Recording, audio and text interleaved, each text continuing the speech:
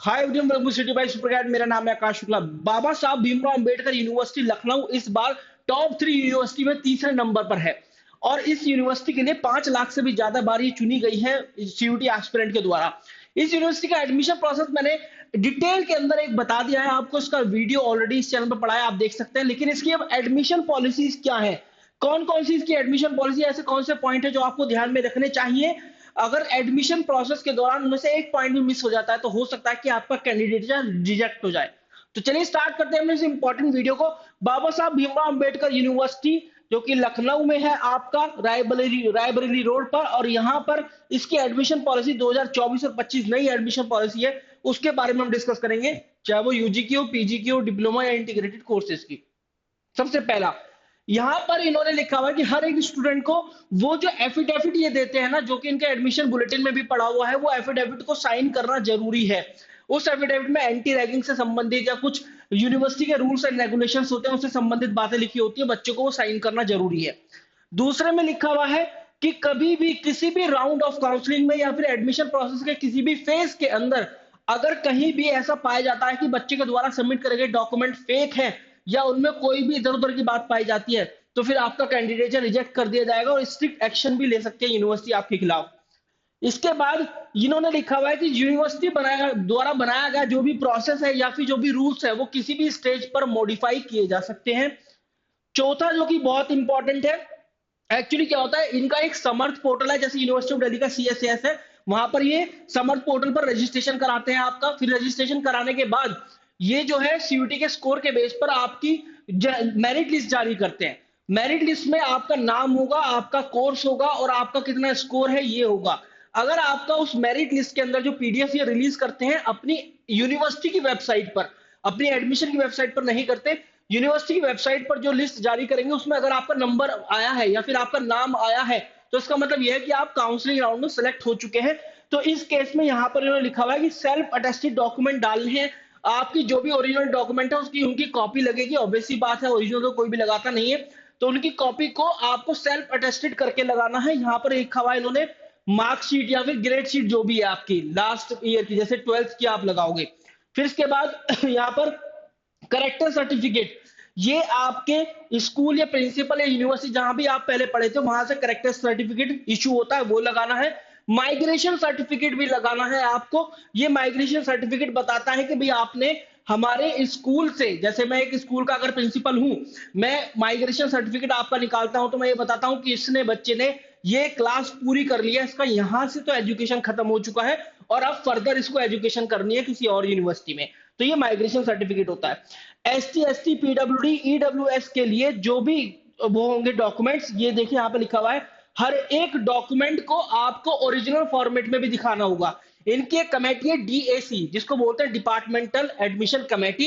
ये क्या है, एडमिशन प्रक्रिया का पूरा ध्यान रखती है। एडमिशन प्रोसेस पूरा हो जाने के बाद इसको बोलते हैं ये प्रोविजनल एडमिशन। उसके बाद आपको फिजिकल डॉक्यूमेंट दिखाने होते हैं जाकर इस डिपार्टमेंट को। तो यहाँ पर इन्होंने ये लिखा हुआ है परसेंटेज जो है मार्क्स, क्वालिफाइंग मार्क्स के, ये जो है बिना राउंडिंग ऑफ के कंसीडर किए जाएंगे। 69.8 या 49.8 भी है आपके परसेंटेज तो 49.8 ही कंसीडर किए जाएंगे, 50% नहीं कंसीडर किए जाएंगे। इसके बाद केवल एंट्रेंस टेस्ट में अपियर होने का मतलब ये नहीं है कि आप अपनी सीट पर क्लेम कर देंगे, आपको एडमिशन प्रोसेस में हिस्सा लेना पड़ेगा, इनके समर्थ पोर्टल पर जाना पड़ेगा, वहां पर पूरी एडमिशन प्रक्रिया के दौरान आपको हिस्सा लेना पड़ेगा। इसके बाद यहां पर लिखा हुआ है candidate against whom any disciplinary action has been taken, कोई भी स्टेज पर किसी भी उस पर को आपके एकेडमिक करियर पर कोई भी अगर ऐसा एक्शन लिया गया है आपके खिलाफ तो फिर आपका कैंडिडेचर रिजेक्ट कर दिया जाएगा, आपको यूनिवर्सिटी में एडमिट नहीं किया जाएगा। ऑब्वियसली बात है, जब आपका कैरेक्टर सर्टिफिकेट क्लियर हो जाएगा तो फिर यही कैरेक्टर सर्टिफिकेट बताता है कि बच्चे का कैरेक्टर सही रहा है थ्रू आउट द प्रिपरेशन।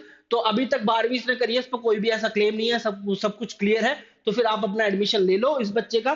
तो लेकिन अगर कोई भी दिक्कत पाई जाती है तो फिर आपका कैंडिडेचर रिजेक्ट कर दिया जाएगा।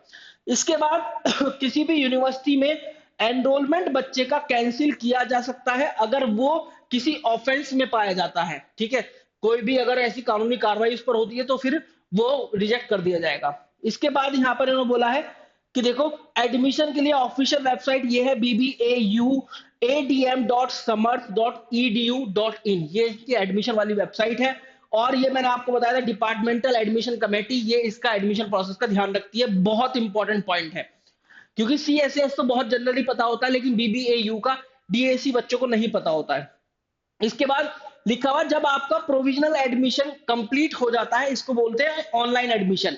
प्रोविजनल एडमिशन कंप्लीट हो जाता है तो उसके बाद कैंडिडेट को फिजिकल डॉक्यूमेंट दिखाने जरूरी है डीएसी को, जो कि यूनिवर्सिटी में है डीएसी इनका, जाकर वहां पर रिपोर्ट करना है, अपने फिजिकल डॉक्यूमेंट दिखाने हैं, बताना है कि देख लो जी मैंने जो ऑनलाइन प्रक्रिया के दौरान प्रोविजनल एडमिशन के दौरान जो डॉक्यूमेंट दिखाए थे वो बिल्कुल सही है।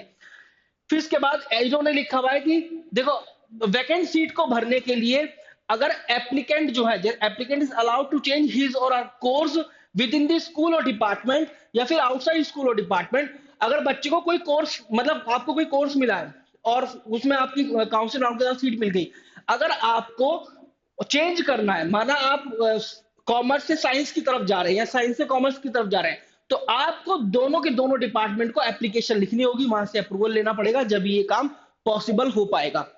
देखो यहाँ पर यही बात लिखी है, बोथ द डिपार्टमेंट्स को आपको लिखना होगा। इसके बाद एडमिशन प्रोसेस कंप्लीट करने के बाद हर एक फेज में अगर कोई वैकेंट सीट बचती है तो फिर कैंडिडेट को पेड सीट कैटेगरी, जो पेड सीट कैटेगरी वाले कैंडिडेट हैं वो वैकेंट सीट पर आ जाएंगे और पेड सीट को फिर से वापस खाली कर दिया जाएगा, ये इन्होंने यहाँ पर बोला है। ठीक है। फिर इसके बाद यूनिवर्सिटी ये पहले हमने बता दिया कि भाई अपने प्रोस्पेक्ट में भी चेंज कर सकती है, जो प्रोस्पेक्टस इन्होंने जारी किया है किसी भी टाइम पर इसको चेंज कर सकती है। No candidate shall be entitle to claim admission as a matter of right. ठीक है, ये क्लियरली अंडरस्टैंडेबल है। 15वां, ये जो यहाँ पर इन्होंने कोर्सेज लिखे हैं जैसे बीकॉम ऑनर्स हो गया, यहाँ पर हो गया बीबीए ऑनर्स हो गया, बीबीए एलएलबी हो गया, बीएससी एमएससी का इंटीग्रेटेड प्रोग्राम हो गया, बीवॉक हो गया, है ना, डिप्लोमा हो गया, और फिर ये जो डिप्लोमा है बीए ऑनर्स की ये कोर्सेज हो गए, बीए प्रोग्राम बीए ऑनर्स का ये वाला कोर्स हो गया, बैचलर ऑफ फार्मेसी हो गया। इनमें अगर ऐसा होता है कि बच्चे जो अप्लाई करने वाले हैं वो नंबर ऑफ एप्लीकेंट जितने हैं वो 60% कम रहते हैं कि टोटल सैंक्शन सीट से, माना कि 200 सीटें हैं और 200 का 60% हो गया 120, तो 120 से भी अगर कम नंबर ऑफ एप्लीकेंट्स है तो ये यूनिवर्सिटी की रिस्पॉन्सिबिलिटी है या ये यूनिवर्सिटी का डिसीजन रहेगा कि उस कोर्स को बंद कर दे।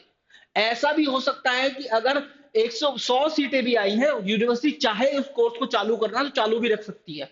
तो यहाँ पर मतलब बच्चे बंद करने पर अगर 100 एप्लीकेंट्स आए हैं, यूनिवर्सिटी ने कोर्स बंद कर दिया उस टाइम पर, तो बच्चे का कोई भी हक नहीं बनता ये बोलने का कि भाई हमने तो इस कोर्स के लिए अप्लाई करा था, ये आपने बंद क्यों कर दिया, क्योंकि ऑब्वियस सी बात है 60% से कम आए हैं।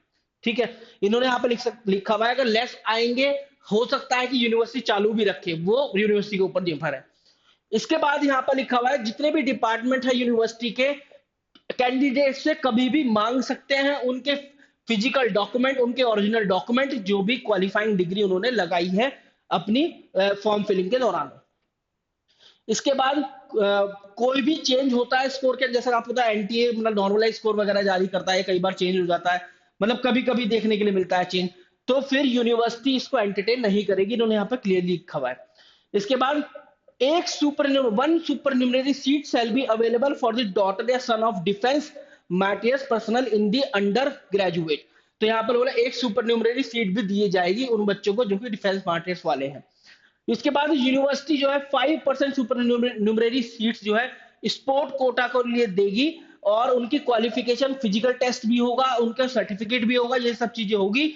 सीयूईटी यूजी का जो स्कोर है वो तो एक्सेप्ट ही करेगी, ऑब्वियस सी बात है, जैसे यूनिवर्सिटी ऑफ दिल्ली करती है। फिर जो स्पोर्ट्स वाले बच्चे हैं उसपे इनको जो स्पोर्ट्स वाला टेस्ट है, फिजिकल टेस्ट है, वो भी कराएगी और यहाँ पर 5% सीट उन्होंने एक्स्ट्रा उनको दे रखी है। इसके बाद उन्होंने बोला है कि जितने भी बच्चे हैं एक बार चेक करते रहे पोर्टल को, कोई भी अपडेट वहां पर आता है। देखिए दो इनके पोर्टल है, एक तो एडमिशन वाला पोर्टल है और एक है यूनिवर्सिटी वाला। यूनिवर्सिटी वाला bbau.ac.in है और जो एडमिशन वाला है जिसको समर्थ पोर्टल बोलते हैं वो हमने अभी यहाँ पर 9th पॉइंट में देखा था कि BBAU, आप एक बार जरूर नोट कर लीजिएगा, bbauadm.samarth.edu.in। तो ये सारी की सारी एडमिशन पॉलिसीज हैं जो कि बाबा साहब भीमराव अंबेडकर यूनिवर्सिटी लखनऊ की ऑफिशियल वेबसाइट पर भी है। आई थिंक अब आपको ये समझ में आ गया होगा। Wish you very good luck guys. You can search the further information at bbau.ac.in। और अगर आप लोगों ने 2024 एग्जाम की तैयारी करते हैं तो आप लोग हमारी टेस्ट सीरीज के साथ भी एनरोल हो सकते हैं, हमारे क्रैश कोर्स के साथ भी एनरोल हो सकते हैं। ध्यान रखिएगा, you can apply a coupon code while purchasing the test series AS30 to get the maximum discount on the course. आप AS30 अप्लाई कर सकते हैं। इसके साथ you can visit www.toprankers.com। toprankers.com आपको ये वेबसाइट विजिट करनी है to know about this UT courses that we have. Thank you very much guys.